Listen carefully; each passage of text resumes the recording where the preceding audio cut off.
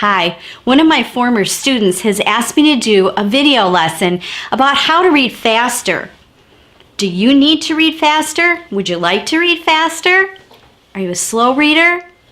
Hang in there. Today we'll take a look at reading speed and the pluses and minuses that are involved with reading faster. Stick around till the end and I'll share with you a few approaches you can try to increase your own reading speed.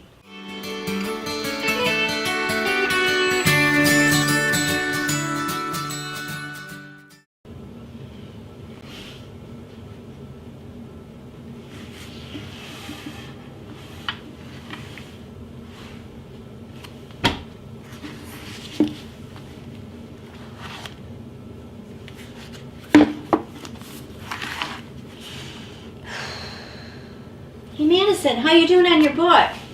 Well, you know I'm a slow reader. A slow reader? What does that mean? Does it even matter how slow or how quickly you can read? Well, it turns out it really does matter.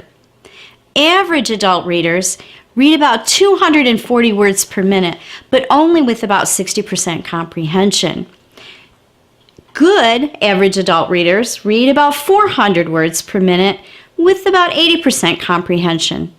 Excellent, accomplished adult readers read about 1,000 average words per minute with 85% comprehension. So you see, and looking at adults anyway, accomplished readers versus your average or good readers, the more quickly they read, the better their comprehension is. And let's face it, comprehension is our goal when we're reading, because if we're not reading to comprehend, we're just wasting our time. But back to that reading speed and comprehension thing. Let me demonstrate why it is that people who read too slowly comprehend as little, if not even less, than readers who are reading very, very quickly. Madison, today I'm going to read to you from The Cricket in Times Square, and I'm going to read it like one of these so-called slow readers would read it. And you've got the stopwatch there. You stop me after about 30 seconds, okay? I should be able to read maybe 100, 150 words in 30 seconds. We'll see how it goes. All right, I'm ready to start. Chapter 1. A mouse was looking at Mario. The mouse's name was Tucker, and he was sitting in the opening of an abandoned drain pipe in... Oh, that was 30 seconds already. So how do you like the story so far? I kind of stopped listening because it kind of got boring. Why was it boring? Because you were really reading so slow, so I lost interest. Oh, so my reading couldn't keep up with your thinking. Is that what it is? Let's try it again. Give me 30 more seconds and let's see how far I get. That was about 30 words in 30 seconds. So about a word a second. Let's see how we go on this next one, okay? Mm-hmm. Ready? Chapter 1, Tucker. A mouse was looking at Mario. The mouse's name was Tucker, and he was sitting in the opening of an abandoned drain pipe in the subway station at Times Square. The drain pipe was his home. Back a few feet in the wall, it opened out into a pocket that Tucker had filled with the bits of paper and shreds of cloth he collected. And when he wasn't collecting, scrounging as he called it, or sleeping, he liked to sit at the opening of the drain pipe and watch the world go by. At least as much of the world as hurried through Times Square subway station. Tucker... Okay. Well, I got a little more than 100 words in that 30 seconds. So if I had read for a whole minute, that would have been about 200 words. Did you like the story better like that? Yes. What was better about it? You're reading faster and I did not lose interest. Could you see this story in your head? Yes. You didn't get distracted, did you? Nope. So this is what happens if students are reading too slow or adults are reading too slowly, what happens is their mind tends to wander. They think about other things. But if they do keep up a good pace, and that pace keeps up with their thinking, then they can keep up the pace for longer and read more quickly and actually comprehend. As a teacher, I found that my students who read slowly actually experienced worse comprehension than my students who were pushing themselves to read too quickly. Here is a chart of expected reading rates per grade, and these numbers come from metadata analysis, which I will link in the description below for you so you can take a look at it yourself if you'd like to. But basically, the recommendation is the expected speed for first graders is 50 to 70 words per minute. Second graders, 70 to 100 words per minute. Third graders, 100 to 130 words per minute. Fourth graders, 130 to 140 words per minute. Fifth graders, 140 to 160 words per minute. Sixth graders, 160 to 170 words per minute.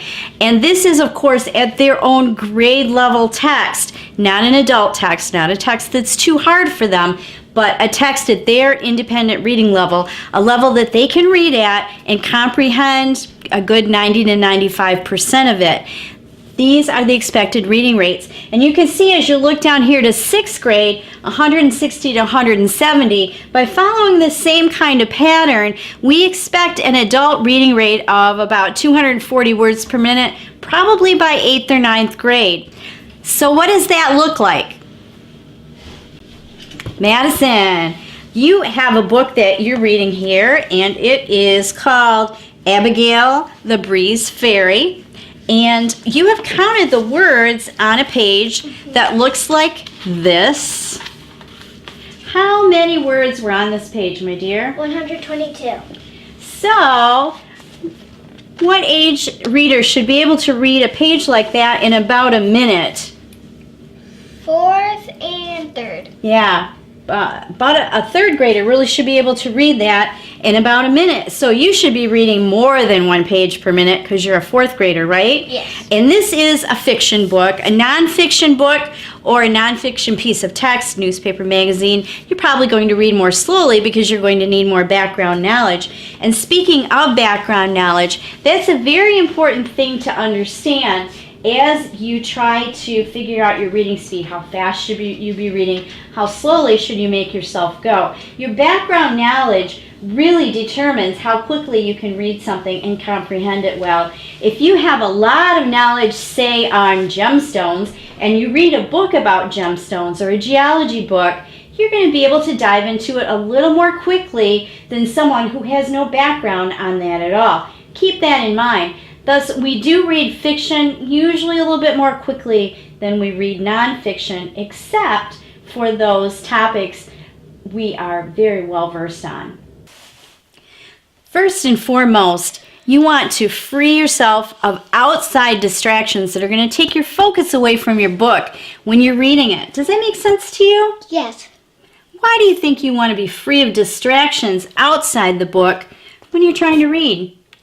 So it doesn't bother you, so you don't keep looking up, looking around, then going back to reading, and then doing the same thing. Yeah, you might lose your place. You might forget what's going on in the story. So it's important to be distraction-free or to train your brain to ignore all the distractions, and you're capable of doing that as well. You just have to work on it. Now, another thing that you will hear is don't move your head going back and forth as you're reading. Don't move your head. Only move your eyes back and forth. And it's okay to use your finger to push you along as you read, to actually keep you connected to the book and keep pushing yourself through the book. Now, you don't want to point to each word separately because that, again, is breaking it up for you, just like reading too slowly. But if you keep pushing yourself with your finger, you are including another one of your senses in your reading, and that's going to help you stay on track and stay interested and not get distracted from what you're reading. Now, some resources on speed reading will tell you to not subvocalize. That means don't say the words to yourself in your head. Well, for me, that takes the enjoyment out of reading. I want to hear the story.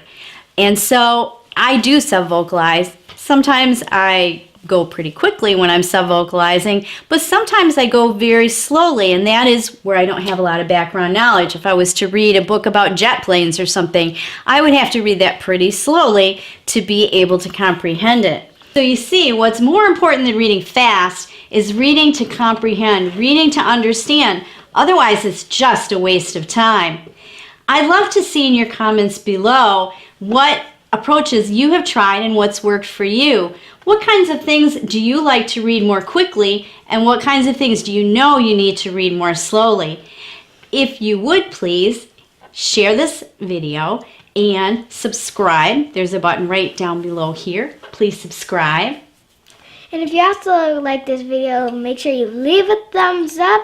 And like she said before, make sure you comment down below. That way we can help you Never stop learning.